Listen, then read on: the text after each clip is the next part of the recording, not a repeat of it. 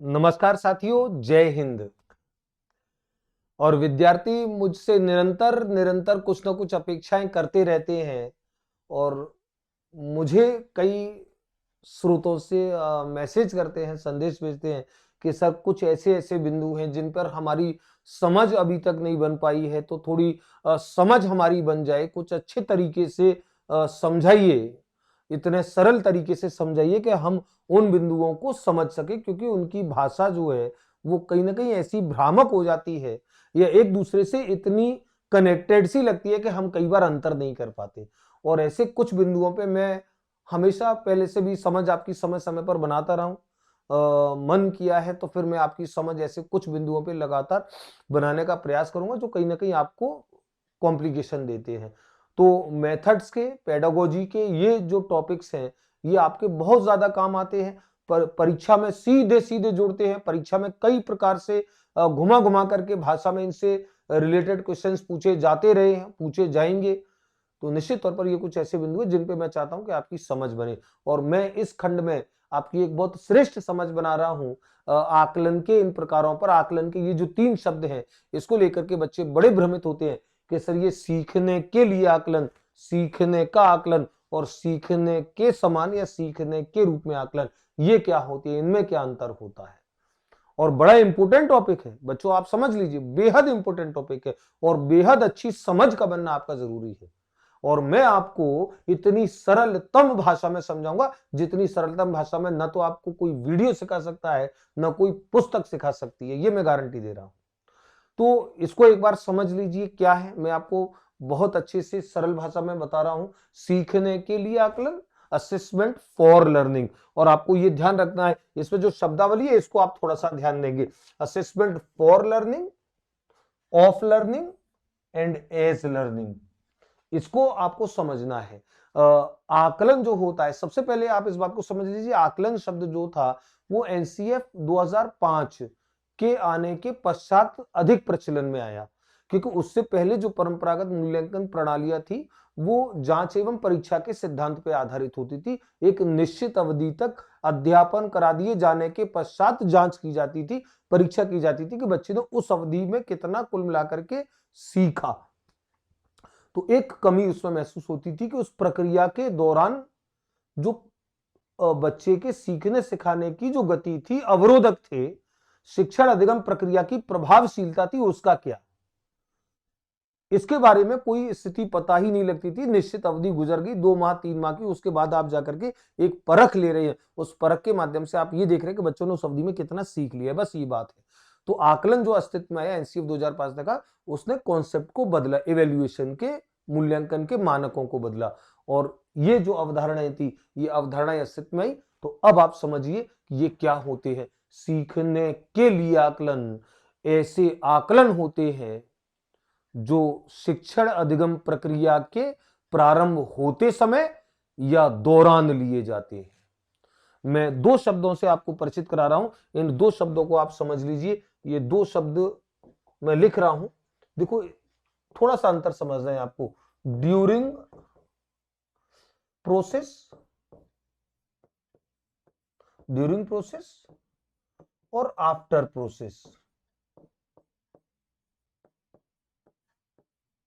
ये आपको 2 शब्दों को समझना। During process, after. During process प्रक्रिया के दौरान और आफ्टर प्रोसेस प्रक्रिया के बाद। तो ऐसे आकलन जो ड्यूरिंग प्रोसेस होते हैं या प्रोसेस के स्टार्ट होते समय होते हैं, वे सीखने के लिए आकलन होते हैं। लेकिन ये क्यों होते हैं, प्रारंभ होते समय या मध्य में क्यों होते हैं?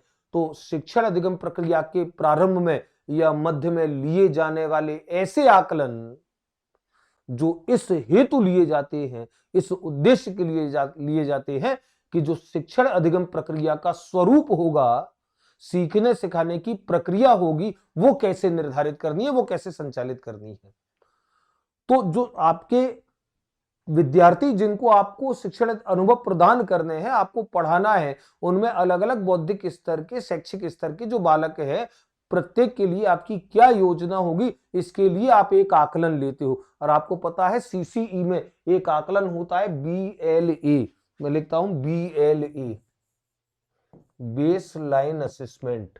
आधार रेखा आकलन, ये बिल्कुल शैक्षिक कार्यक्रम के बिल्कुल प्रारंभ में इस हेतु लिया जाता है कि आपकी कक्षा के बच्चों का बौद्धिक स्तर क्या है, तो आपको किस बच्चे के लिए कैसी शिक्षण अधिगम योजना बनानी है। ये आकलन आपने बच्चों को कोई ग्रेड देने के लिए नहीं किया, कोई डिवीजन या वो नहीं दे रहे हैं, आप इस उद्देश्य से ले रहे हैं कि आपको बच्चों को कैसे सिखाना है। तो कैसे सिखाना है, और मध्य में इसलिए लिए जाएंगे कि इन आकलनों से आपको फीडबैक लेना है।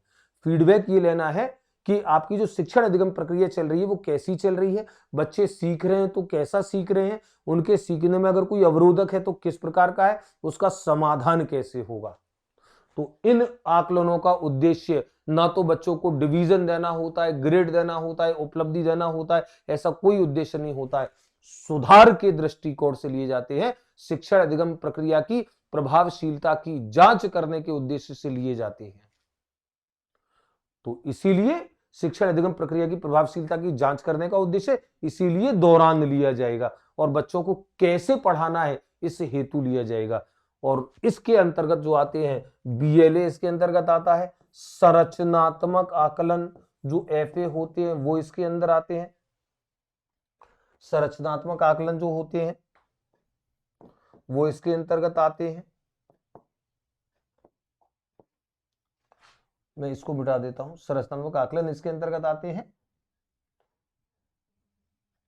और संरचनात्मक आकलन और निदानात्मक परीक्षण इसके अंतर्गत आते हैं।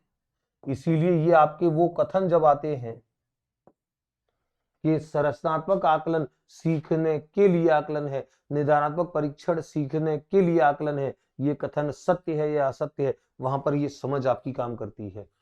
तो और सीखने का आकलन क्या होते हैं, ध्यान रखो, ये आफ्टर द प्रोसेस होते हैं। ये शिक्षण अधिगम प्रक्रिया समाप्त हो गई है, शैक्षिक कार्यक्रम समाप्त हो गया है, उसके बाद इस उद्देश्य से लिए जाएंगे कि बच्चे ने उस पूरी प्रक्रिया के समाप्त होने तक बच्चे ने कितना सीखा, क्या सीखा। ध्यान रखो, ये निर्णय है, ये निर्णयात्मक प्रक्रिया है, ये निर्णयात्मक प्रक्रिया है।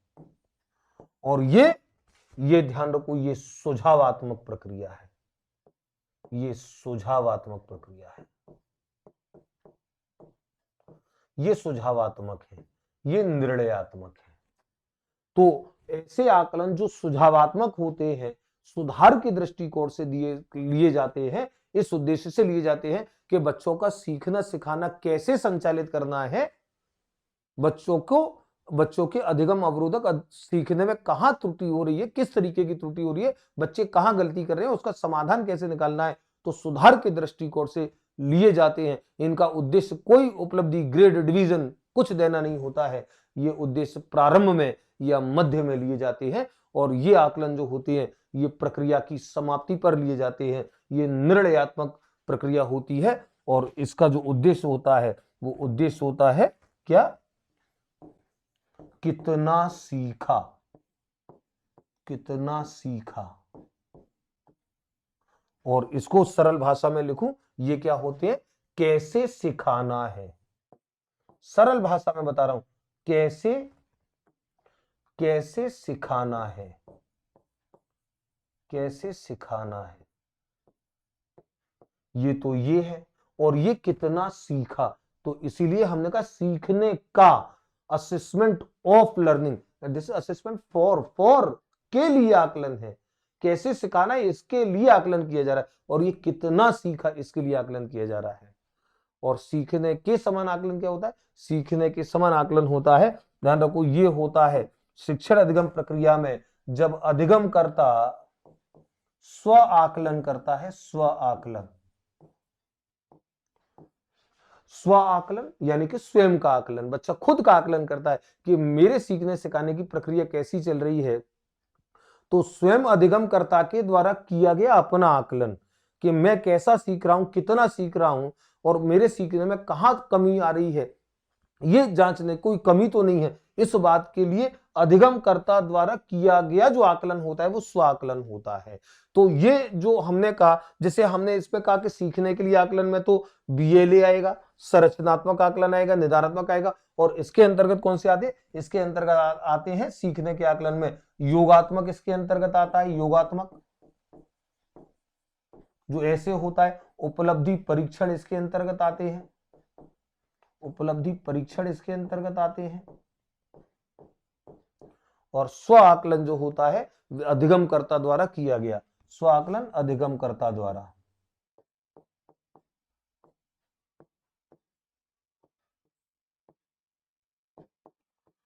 तो विद्यार्थियों, मैंने संक्षेप में आपको ये टॉपिक समझाया। ये छोटे छोटे बिंदु हैं, ये मैं आपको समय समय पर पहले भी समझाता रहा था। अब मैं समय समय पर आकर के आपके ऐसे छोटे छोटे टॉपिक्स पे आपकी समझ बनाता रहूंगा, अच्छी समझ आपकी बनेगी। वापस एक बार समझ लीजिए, सीखने के लिए आकलन वे आकलन होते हैं जो सीखने की क्रिया का संचालन करने के लिए, स्वरूप तय करने के लिए की जाते हैं। इनका उद्देश्य शिक्षण अधिगम प्रक्रिया में सुधार करना होता है, सुझाव देना होता है, शिक्षण अधिगम प्रक्रिया की प्रभावशीलता की जांच करना होता है, और आवश्यक समझा जाए तो उसमें जो सुधार किया जा सकता है उस सुधार का सुझाव देना होता है इस आकलन का उद्देश्य। और इस आकलन का उद्देश्य कोई सुझाव देना नहीं होता, कोई फीडबैक देना नहीं होता। इस आकलन का उद्देश्य केवल ये होता है कि ये निर्णय दे बच्चों की उपलब्धि क्या है, बच्चों ने कितना सीखा है। इसीलिए योगात्मक आकलन जो प्रक्रिया के अंत में होता है, उपलब्धि परीक्षण जो प्रक्रिया के अंत में होता है, वे सब सीखने का आकलन होते हैं। निदानात्मक परीक्षण, संरचनात्मक आकलन, BLA बेसलाइन असेसमेंट, ये सब सीखने के लिए होते हैं, ये सीखने का होते हैं। और सीखने के समान आकलन यानी कि सीखने के रूप में असेसमेंट एज लर्निंग, इसमें अधिगमकर्ता प्रक्रिया के मध्य में स्वयं आकलन करता है। ध्यान रखो, ये भी प्रक्रिया के मध्य में होगा, ये भी प्रक्रिया के मध्य में है, लेकिन ये अधिगमकर्ता द्वारा स्वयं किया जा रहा है और ये अध्यापक के द्वारा किया जा रहा है। तो विद्यार्थियों, ये आकलन के 3 प्रकार है। एक समझ बनानी थी, बच्चों ने मुझे आज, कुछ बच्चों ने आज मैसेज डाला कि सर इस टॉपिक पे एक बार अच्छी समझ बना दीजिए, वो पढ़ रहे हैं। तो मैंने कहा कि चलो बच्चों के इस कहने को भी सही कि अब उनके जो जो संदेश आएंगे, जिन जिन बिंदुओं पे संक्षिप्त समझ बनानी होंगी, निश्चित तौर पे मैं आपकी समझ बनाता रहूंगा। धन्यवाद साथियों, आप ऐसे ही छोटे छोटे बिंदुओं से जुड़े रहिए। जय हिंद, जय भारत।